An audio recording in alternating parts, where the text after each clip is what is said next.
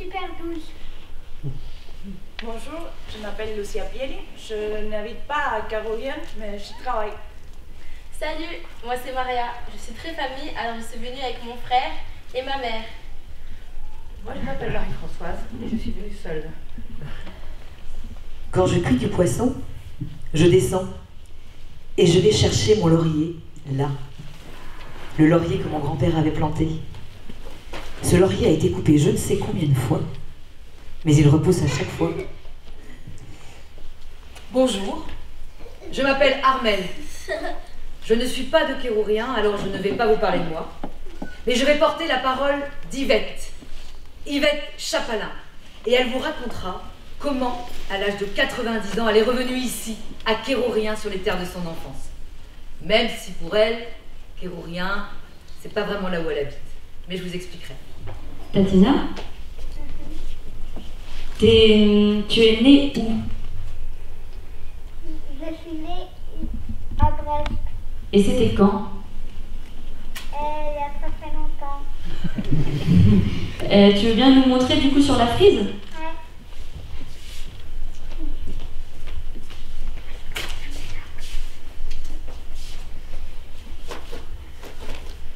Je suis née à Madagascar en l'an 2000. Moi, je suis née en 1983 en Uruguay, à Montevideo, sa capitale. Uruguay. Moi, je suis née à Brest en 1968. Et moi je suis née à Brest en 1965. Yvette, elle est née aussi à Brest, dans la maison familiale. On peut dire qu'elle est née à Kérourien. C'était en 1930. Un jour, avec mes parents, on est allé au bois ramasser des châtaignes. Le bois était inondé. Je me suis enlisée dans la boue. Ma mère avait rigolé. Dans la forêt profonde, caché, tapis dans l'ombre, loup te guette, et même si rien ne bouge, les yeux sous les pas, galop, loup, galop,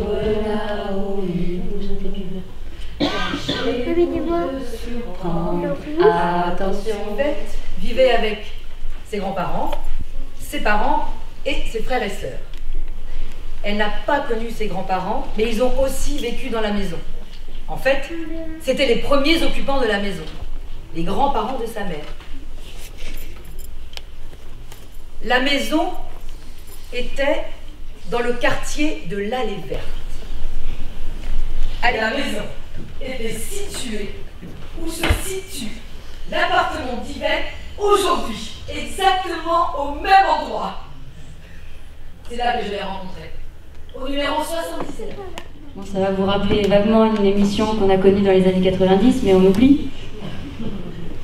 Alors, après ta naissance, t'as vécu où? À la Médecin, puis j'ai redormi ici et ça a continué comme ça. T'as alterné entre deux maisons? Oui, Ok, et pourquoi tu vis à Brest en fait?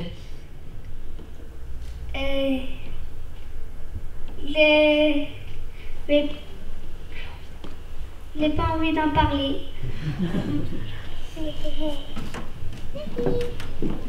1941. L'école d'Yvette est occupée par les Allemands. Elle est obligée de quitter la ville et se rend à Lannilis en pension. 1944. Yvette est rentrée à Brest. Elle est sous les bombardements.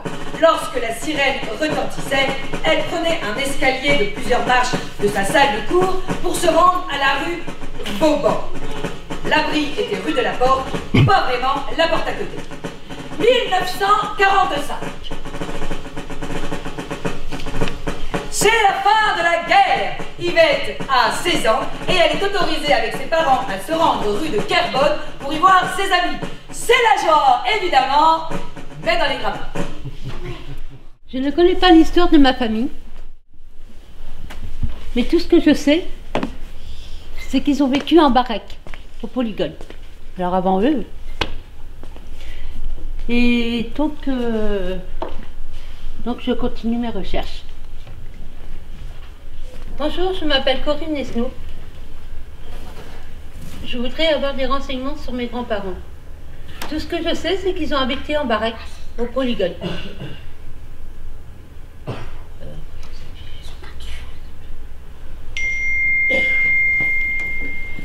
Vous n'avez pas un fils qui s'appelle Michel? Non, ils avaient que des filles, mais un fils qui s'appelle Joël. Bonjour, j'ai connu une famille Lemestre. Ils habitaient Saint-Pierre et il y avait une des filles qui s'appelait Gisèle et un garçon Joël. Il y avait encore des autres filles, mais elles étaient plus âgées. Oui, c'est ça. Gisèle habite toujours Saint-Pierre. Votre maman n'est-elle pas Corinne, la fille de Claudie? Bonjour, je m'appelle Sophie Clacante. Je suis la petite-fille de Louise et Marie Capitaine. Ils tenaient une alimentation entre 1950. Bonjour, en 1951, j'habitais dans les baraques SNCF ou Jean Nouvel. Il ne faudrait pas nous oublier. Je suis là à la recherche de ma formation. Bien sûr que je t'ai connu, j'en passais des meilleurs. Je me rappelle de toi, Monique. On habitait l'une en face de 12 septembre 1862. Un traité d'amitié franco-malgache est signé sous le règne du roi Ramada II, reconnaissant la souveraineté du royaume.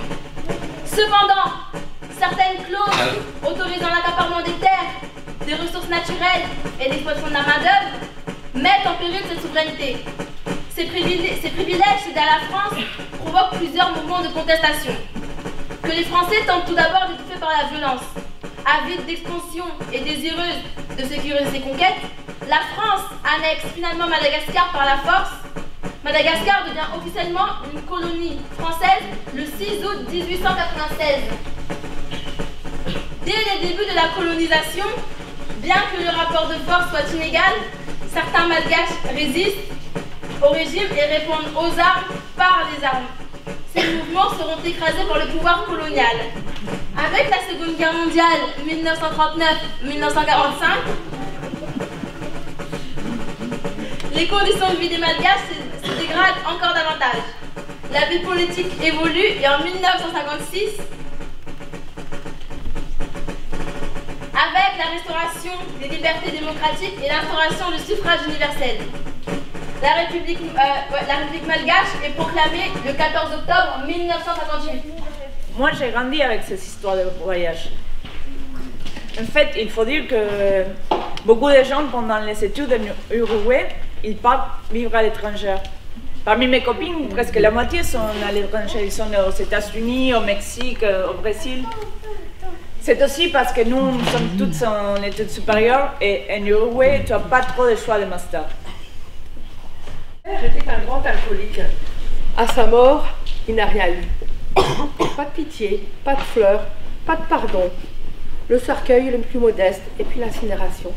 Je suis allée pour ma mère seulement. À 15 ans, j'étais placée en foyer, au foyer de Carbone. Apparemment, j'étais hors de danger.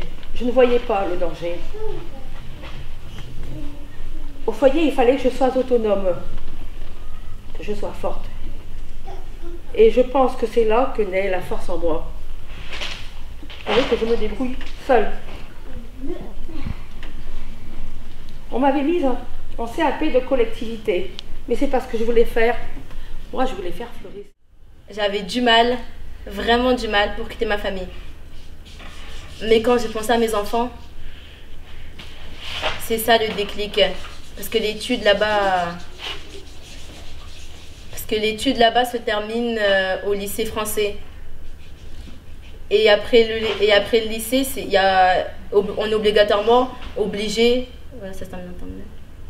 Et quand les enfants auront le bac, obligés de venir en France pour continuer les études.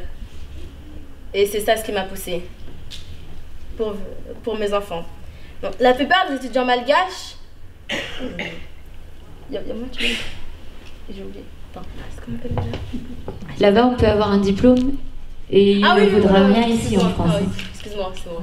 Là-bas, tu peux avoir un diplôme, mais il ne vaudra rien ici. La plupart des étudiants malgaches viennent faire leurs études en France, mais ne reviennent pas.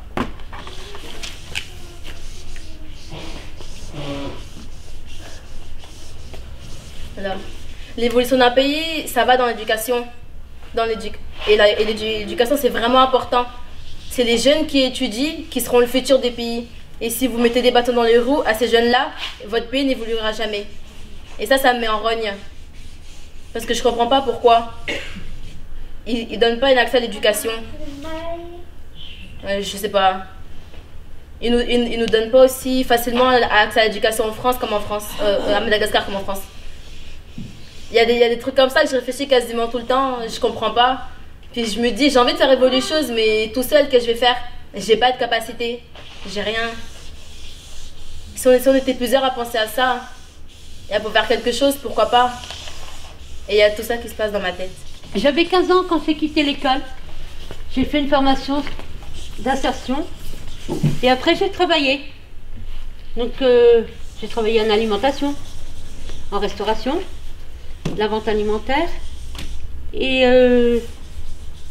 j'ai été assistante de vie auprès des personnes âgées. Maintenant, je fais des remplacements en cuisine centrale, en restauration. C'est pas ce qui me plaît, mais j'aime bien travailler en équipe. Après mon CAP, s'en est suivi un chômage de longue durée. Je ne savais pas travailler. Je ne savais pas chercher. Tu savais travailler? Pardon? Tu savais travailler? Oui, mais je ne savais pas chercher du travail. Ah. Voilà. Et puis il n'y avait pas de travail. Mais j'ai fait beaucoup de stages. Quand j'étais au lycée, j'ai suivi un cours d'anthropologie. Là, je voulais comprendre. Même fait travailler auprès des gens, c'est venu ici. Ce que je veux, c'est de créer du lien avec les gens pour qu'ils puissent prendre en main leur vie. En fait, je voudrais faire la révolution. Je veux changer les choses. C'est pas question de prendre les armes, mais de faire bouger les choses. Pas que pour moi, pour tout le monde. Et si je pense, cet engagement, il vient de ma famille.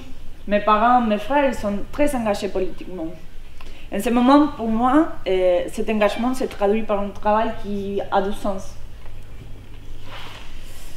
Mais aussi, cette question de venir, de partir vivre à l'étranger, pour moi, c'est une question plutôt intellectuelle. Vous savez, il y a des gens qui doivent partir parce que c'est une question de survie. Ils sont obligés de quitter leur pays. Aussi, ils sont pour avoir un meilleur avenir pour les enfants. Moi, je pense que c'est plutôt un désir. Et si j'ai pu le faire, c'est parce que c'est par rapport à mes conceptions du monde, ces distances. En plus, j'ai profité de ce moment pour vous montrer un petit cadeau que mes amis elles ont fait pour moi. Elles ont pris beaucoup de photos de groupe, assez rigolo. Donc l'idée c'est que comme ça je peux les avoir avec moi.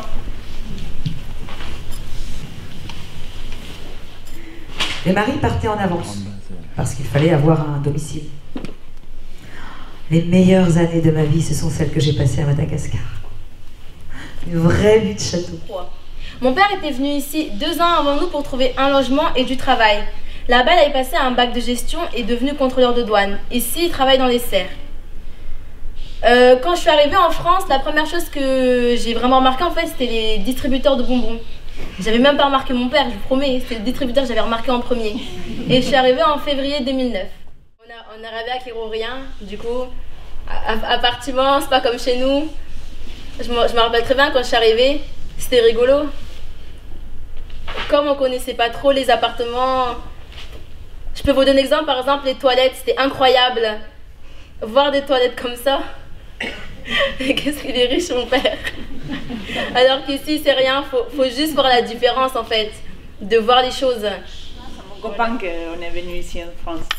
C'était parce que lui, il pouvait finir ses études ici en France. On n'a pas du tout choisi la ville. C'était Brest parce que c'était l'accord entre l'université en Uruguay et Télécompétence. Et quand tu parles en Uruguay de Brest, on ne sait pas du tout où ça se trouve. Moi j'expliquais, tu vois, vous voyez là, il y a Astérix. C'est par là.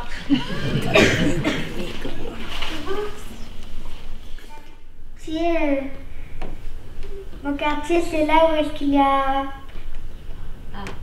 Il y a plein d'animaux dans ton quartier? À Kéranrou. Toi, t'es à Kéranrou. Il y a qui comme animaux alors, dis-nous? Il y a... Il y a toi déjà?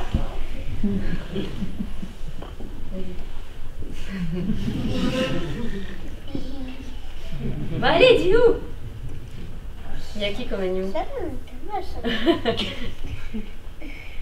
Bon, avant, comme animaux, il y avait une chienne, 2 chats, 4 hamsters, une lapine et 2 poissons. Donc les 2 poissons, une qui s'appelait Frankie, c'était pas une combattante, et l'autre s'appelle Blue, et c'est un combattant. Et la lapine? La lapine s'appelle Lila,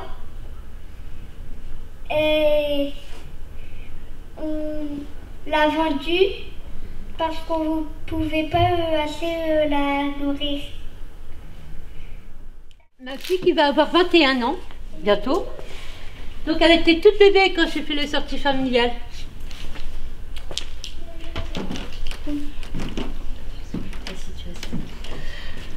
Je vis seule, j'ai 5 enfants, je vis seule avec mes 3 enfants. J'étais séparée de mon mari avant son décès. J'avais un autre compagnon qui était agressif, violent. Maintenant, je suis toute seule. Et je suis très bien comme ça, je ne veux pas de beau-père pour mes enfants. Je voudrais vous demander que pour l'année prochaine, pour les sorties familiales, j'aimerais bien avoir beaucoup de monde. Parce que donc les sorties familiales, je pense que les gens n'osent pas. Ils pensent qu'on est des pauvres. Et on est bien des cassos d'un autre. J'ai eu 3 enfants avec cet homme. Mais ça se passait mal avec lui. Il était violent. Alors je voulais le quitter, mais je ne savais pas comment faire. Je n'avais pas de salaire. Alors je suis allée voir l'assistante sociale de Kérourien, et elle m'a dit les droits. Ça me donnait l'occasion de le faire partir.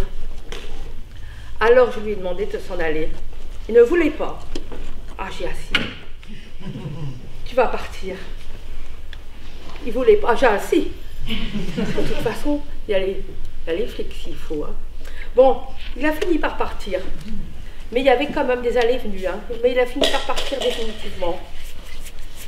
Ensuite, quand mes enfants sont devenus plus grands, il m'a fallu un logement plus petit. Enfin, sans ces aides, je pense que je n'aurais pas pu, je ne sais pas comment j'aurais pu faire. Et dans ces cas-là, je pense qu'il faut foncer, il faut réfléchir à ce qu'on peut faire, il faut foncer, il faut y aller, il ne faut pas rester regarder derrière, il faut y aller. J'ai assisté de la rue à la destruction de la maison. En très peu de temps, la maison a été par terre. Son mari est mort en 2001. Mais il avait insisté auprès de leur fille pour que Yvette rentre à Brest. Il savait qu'elle n'aurait pas pu rester là-bas toute seule. La mentalité ne m'avait jamais plu. Je crois que il faut être né dans un village comme ça. Oui, alors d'abord, je suis allée à Saint-Martin, rue d'Aquitaine. Bon, je me plaisais pas trop, il y avait des soucis avec les voisins. Bon, il y a un monsieur qui avait proposé 50 € à ma fille de 17 ans. Il m'a pas dit pourquoi, enfin pour son anniversaire, soi-disant. Bon, ça me plaisait pas trop. Alors j'ai fait une demande à BMH. Et très rapidement, d'ailleurs, avec étonnement, je me suis retrouvée à Kérourien. Même quand je suis arrivée à Paris, pour te dire, j'étais vraiment choquée. J'ai pas vu un seul Français, mais j'étais là, mais comment ça se fait? Je comprends pas. Je suis en France, mais je vois pas de Français. Il y a que des étrangers, des personnes qu'on voit pas à la télé. Je me suis dit, c'est bizarre. Je suis arrivée à Kérourien, c'était pareil. Et justement, ce qui était sympa, comme il n'y avait pas... Je me suis retrouvée dans ces personnes-là. J'ai pas eu trop de mal à m'intégrer. Du coup, ça, c'était cool. J'ai eu vachement moins de barrières d'aller voir comme ils me ressemblaient. C'est bête de dire comme ça, mais Comme j'étais jeune, je voyais les choses comme ça. Et toi, c'est ici ton école?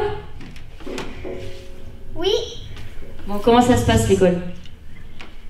mal. Ça lui fait marrer en tout cas. Vu que la dernière fois,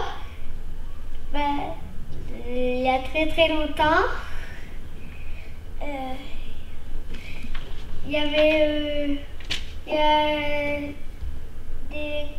des enfants qui me traitent de pouilleuse.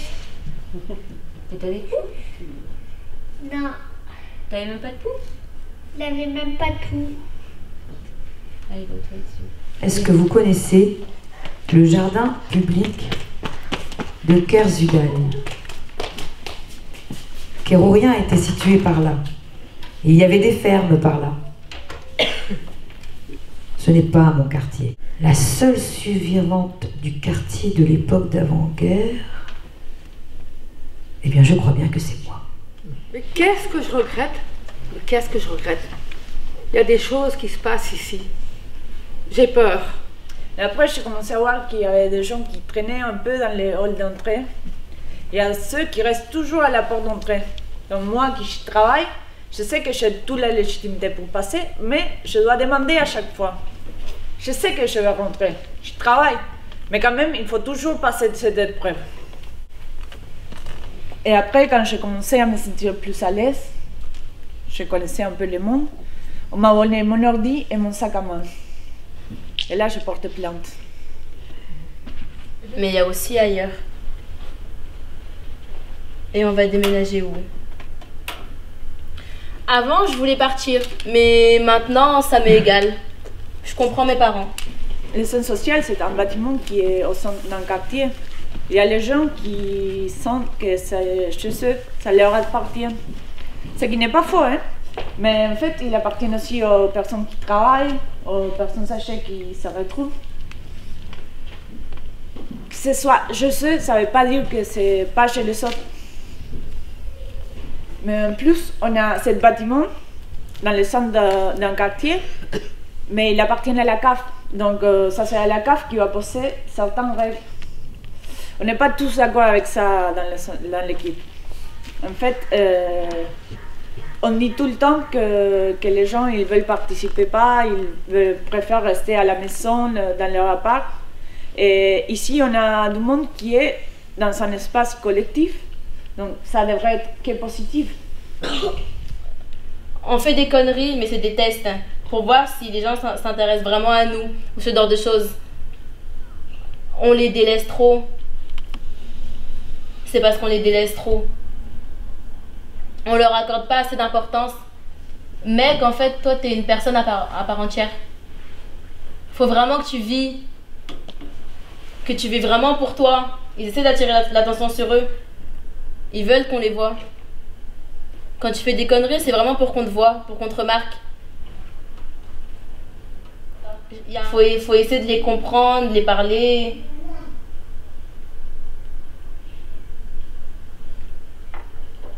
Ouais. Il y en a vraiment certains qui sont intelligents, qui comprennent plein de choses.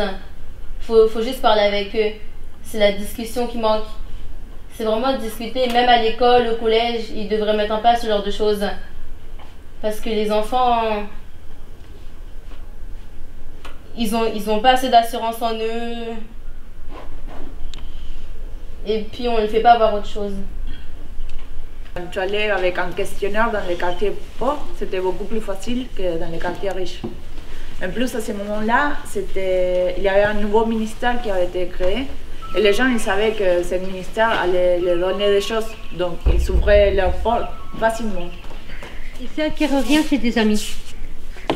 Pas que des amis, mais des amis. Je n'habite pas le quartier de Kérourien, j'habite à Kéranroux. Est-ce que vous connaissez le quartier de Kéranroux? Oui. Donc j'habitais dans les anciennes maisons. Avant, c'était vraiment très convivial. Donc on s'invitait tous les voisins. Chacun apportait les saucisses, les merguez, l'apéro. Mais maintenant, depuis qu'ils ont détruit le quartier, il n'y a plus aucune proximité. C'est chacun chez soi. C'est bien dommage. Là, je commence à me sentir à l'aise. J'aimerais rester ici, mais je ne suis pas sûre que j'ai une place. En fait, dans ces moments, ce que je veux, c'est de créer quelque chose dans la continuité. Oui, ça passe très vite. Quand je fais le bilan, je me dis que ce n'est pas possible que tant de choses se soient passées et que je n'ai rien vu. Bon, la balance est quand même positive. Regardez. Je m'estime heureuse d'habiter ici. Je suis avec mes parents, mes grands-parents. Bon, ce ne sont que des fantômes, mais au moins ils sont là. Le fait que mes enfants ne soient plus là, je n'ai plus d'utilité. Alors, avant, il fallait que je me batte, tout le temps, quand mes enfants étaient là. Il fallait que je me batte. Maintenant, ce que je voudrais, c'est avoir un autre appartement, quand je veux, si je veux, là où je veux, mais c'est pas possible. Alors, j'ai rempli un dossier BMH. À Kérorien? Non, pas à Kérorien. À Kérorien, j'ai le centre social, Pardon? des amis, Oui. mais pour rien au monde je changerai. Moi, je me suis retrouvée ici à Brest. Et en fait, je pense aujourd'hui, je pense que ça a été beaucoup plus riche. Si j'aurais été à Paris, j'aurais rencontré que des gens comme moi. Moi, j'étais toujours sensible au social, mais c'est ici que je rencontre souvent des gens qui sont d'une différente classe sociale que moi. En fait, vous connaissez le film Le Vache espagnol? Oui. Non. Pour moi, ça ne s'est pas du tout passé comme ça. C'est sûr. Tiana? Je veux vivre dans une ferme. Et je vais chercher mon laurier, là. Le laurier que mon grand-père avait planté. Ce laurier a été coupé je ne sais combien de fois, mais il repousse à chaque fois. Porter au jour les contradictions, ce n'est pas les résoudre.